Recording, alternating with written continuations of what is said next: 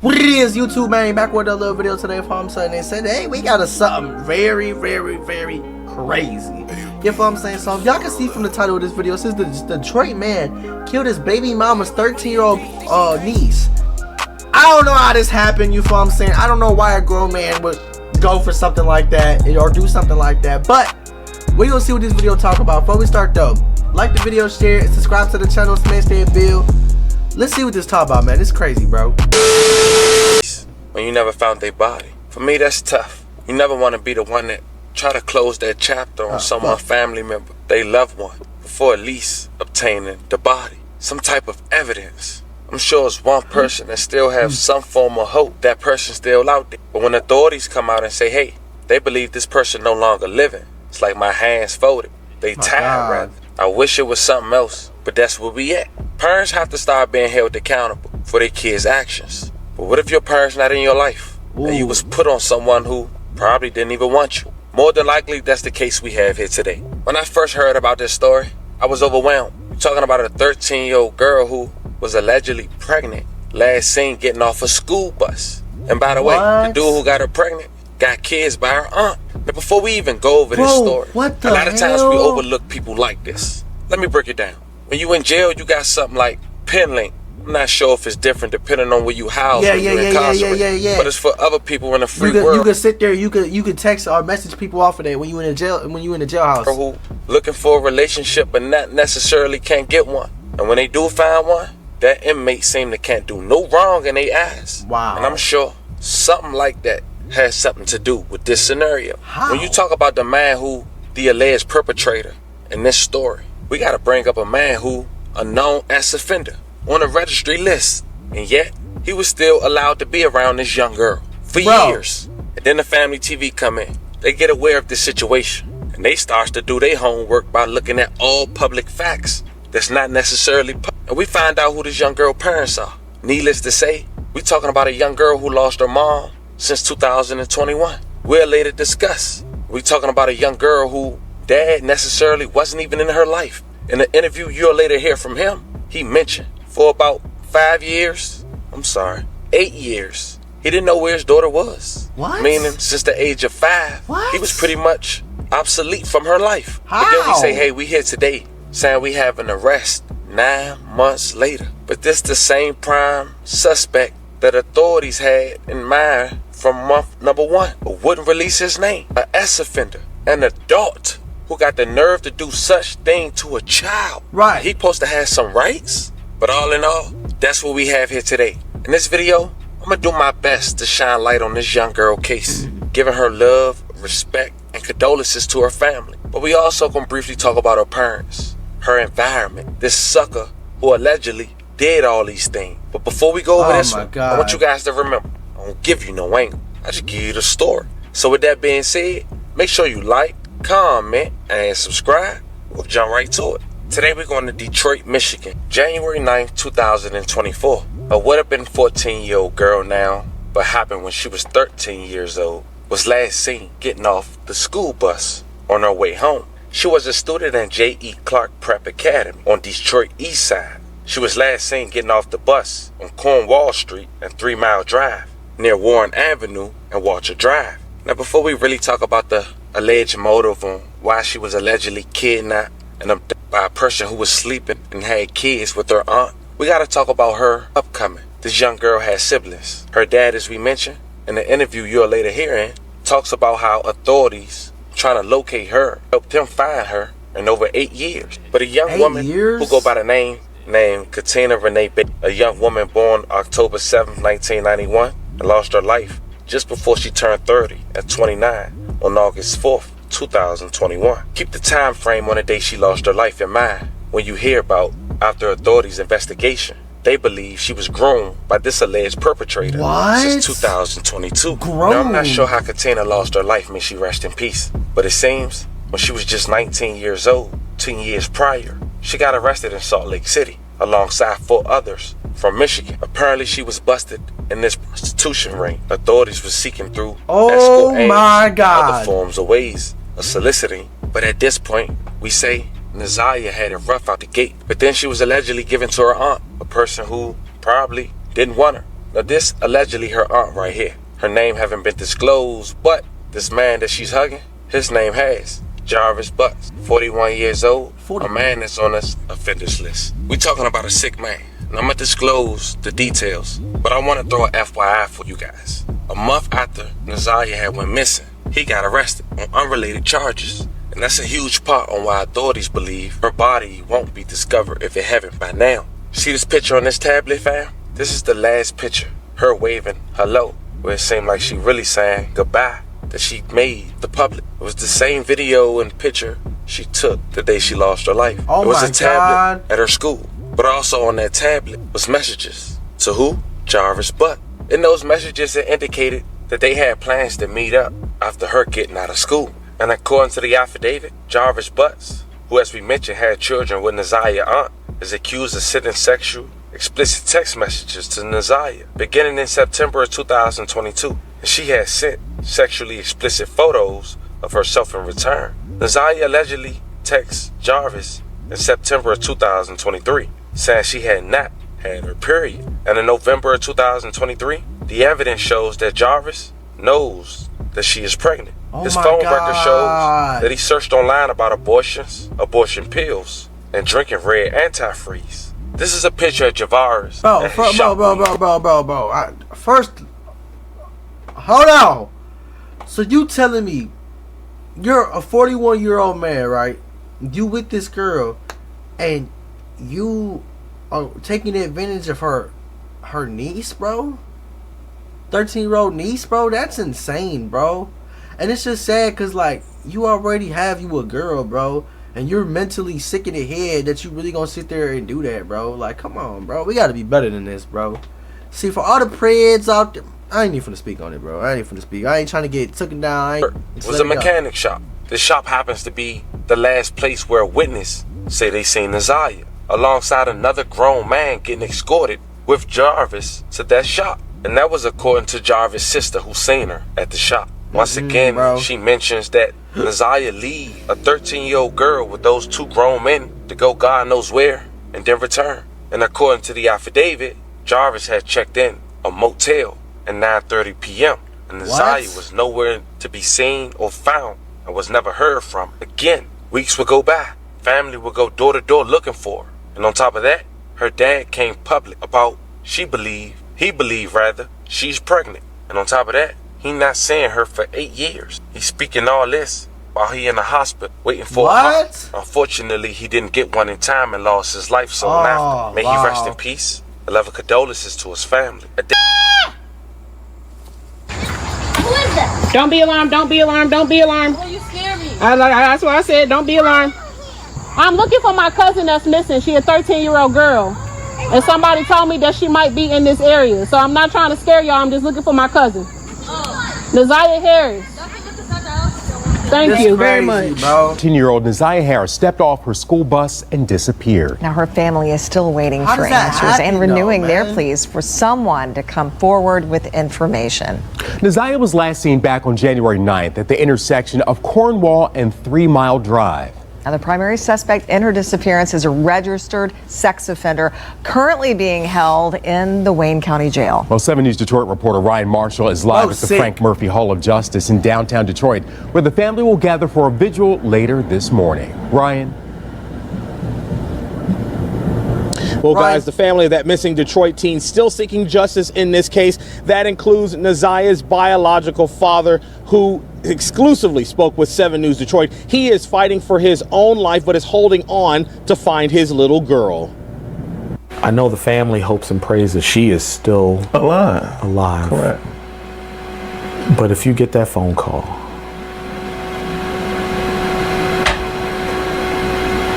that's why I'm getting back in the ministry. 48-year-old Mervyn Jennings is Naziah Harris's biological father. He says he's tried to reconnect with his daughter for the past 8 years. Wow. Jennings says he was only reconnected after 2 Detroit Public Schools police officers tracked him down. When the last time you been up to your daughter's school? I said my daughter's school. I said I don't even know what school she go to. I said I've been looking for her. But and they looked at each other. And I was like, what's going on? They said, your daughter's missing. He's dealt with serious medical issues in the 8 years away from Neziah. Jennings has congestive heart failure. He says in April, doctors gave him only 7 days to live. Wow. While that prognosis has slightly improved, Mervin needs a new heart. While dealing with those difficult health challenges, Mervin says what really hurts his heart. I believe my daughter was pregnant. Yes. He says much of the family thinks Neziah was being sexually assaulted by a man who is a convicted sex offender. We're not naming him because he hasn't been officially charged in the case. Oh my God. They're like, oh my God. Oh my God.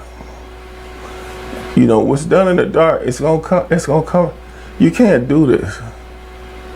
You can't do this, man. Right. And I ain't gonna lie, y'all, I ain't even really talking this video, bro, cause like my mind is just blown that this even happened, bro. Like, what can I say, bro? Honestly, what can I say, bro? Like, this is insane, bro. And I don't want to say nothing crazy because the video gonna get took down, this and that. But like, bro, this is sickening, bro. Sickening, disgusting, bro.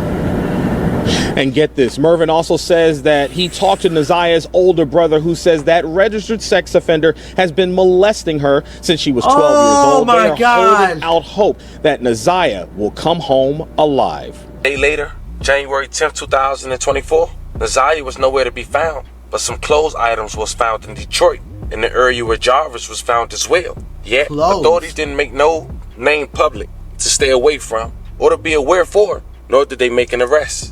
9 months later, on the last week of September, Wayne County Prosecutor's Office make an arrest. 41-year-old Jarvis Raymond Butts, charged with first-degree second-degree criminal conduct, and child abusive material. Butts is also facing sexual assault charges involving 2 additional victims who were under the age of 13 at the time, one being as young as 4 years old. My career looking at 4 years old? What the hell?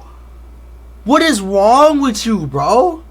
Oh my, 4 years old, bro? 4. Dude, bro, this guy is sick in the head. He needs to be prison for the rest of his life. No matter what. No probation. Or no parole. No, none of that, bro. Like, what the fuck? Of murdered people.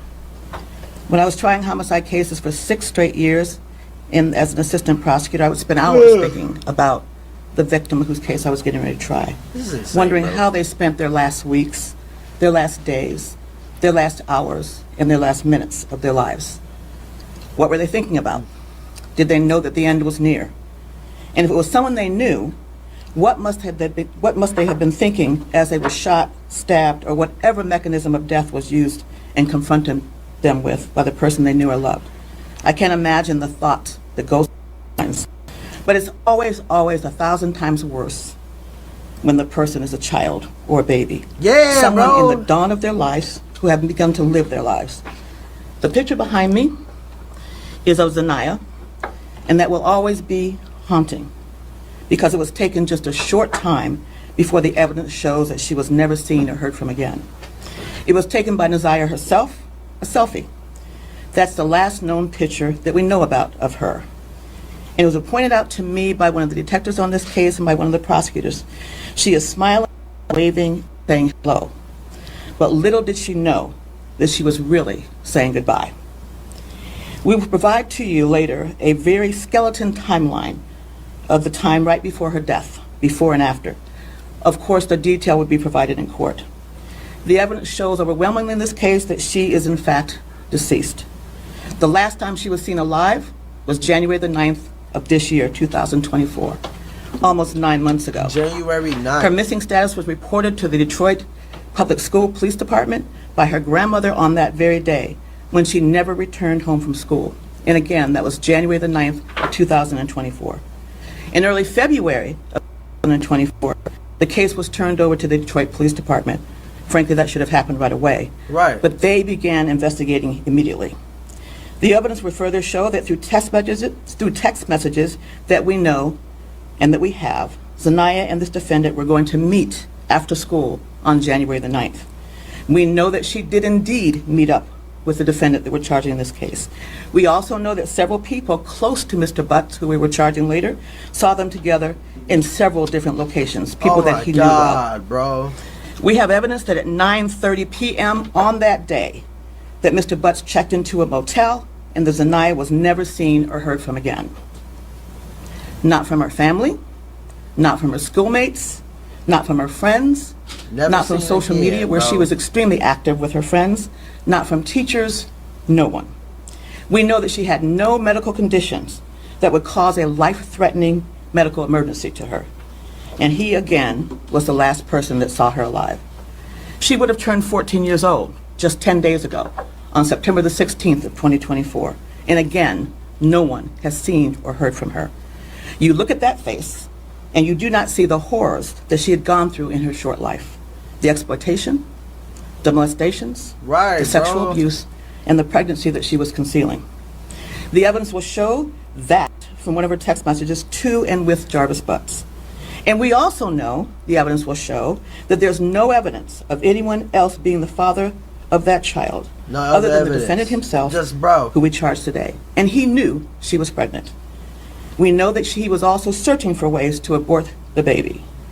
We know that sexually explicit photos were requested by him of her, and that she complied and sent them to her.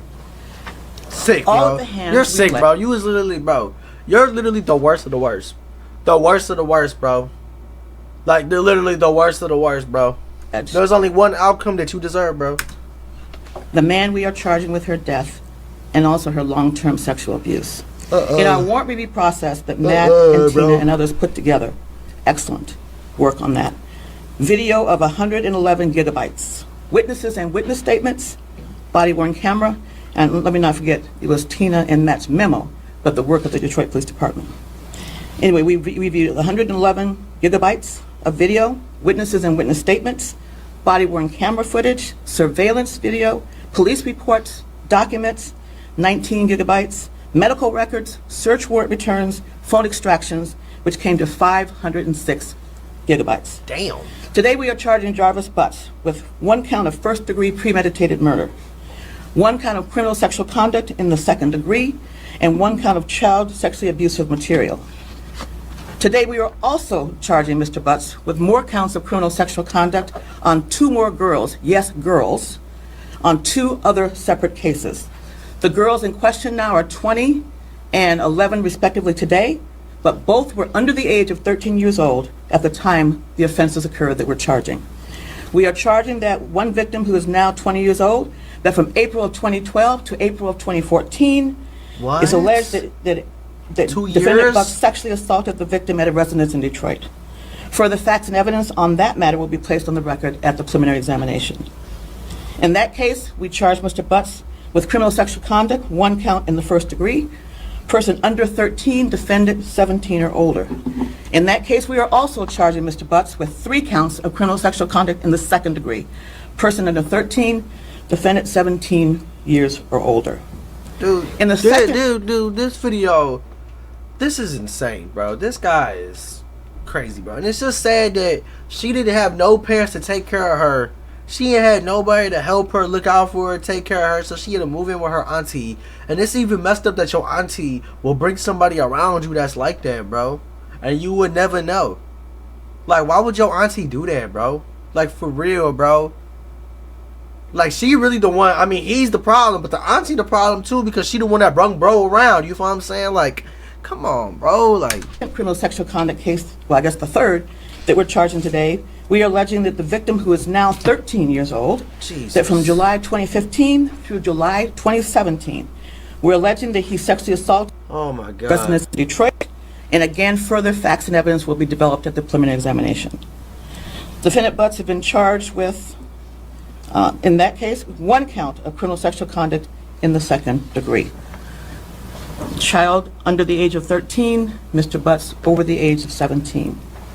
Based on all the evidence that I've laid out now, and much more that will be shown later in court, based on all these cases we will present in court, Mr. Butts targeted and befriended women who had to have sexual relationships with their young daughters. Terrible. He would have relationships with their mothers, but his true desire was to have sex with their young daughters. That's crazy. That's what the evidence will show. He was a classic and expert groomer and pedophile. It's incredibly sad, incredibly unspeakable, and we want to bring justice to her and her family. I have to take this moment to say something to you, and this is not directed at all at Naziah's family, who by all accounts had many in her family that truly loved her. This is directed to everyone else listening to me now. We must be very careful who we let into our hearts and our homes and our lives. Oh God, especially if you have children. We must be very careful who we have around our children and elders respectively. Right, but like, bro, you're not gonna sit here and think, okay, my boyfriend gonna try to do this to my baby or this and that, or my girlfriend might try to do this to my son, this and that. Like, I would never think that. But the fact that he was already a sexual or a sex offender, like, come on, bro, why would you bring him around the kids, man? Let's also be very careful who we leave our children with. Yeah, even if bro. Even if they are in a relationship partners, family, and friend. I'll say that again. Even if they are relationship partners, families, or friends. It's a very unfortunate and sick crazy, situation. bro. Hard to say rest in peace, and I keep saying it's crazy. So as I mentioned, someone whose body hasn't even been discovered. Fam, this was the story of a man who took the life, allegedly, of his baby mother. No, he his did girlfriend, it. He did whatever it. you want to call it, niece. It's just 13 years old after allegedly getting her pregnant.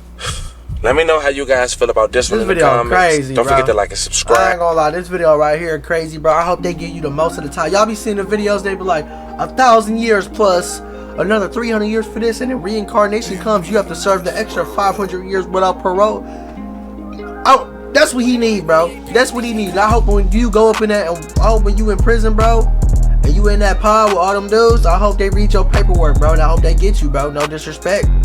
No disrespect. Like, I would never wish that on somebody, bro, but somebody with doing what you doing, bro, you deserve the worst of the worst, bro. Let me know what y'all feel about this little video. I don't know if I'm gonna upload this. I hope YouTube allows us on the platform. Hope I don't get striked. I'm gonna cry if I do. You know what I'm saying, man? Let me know what y'all feel about the video. Like the video, share it, subscribe to the channel, and smash that bell. Let me know what y'all feel. Let me know what y'all think.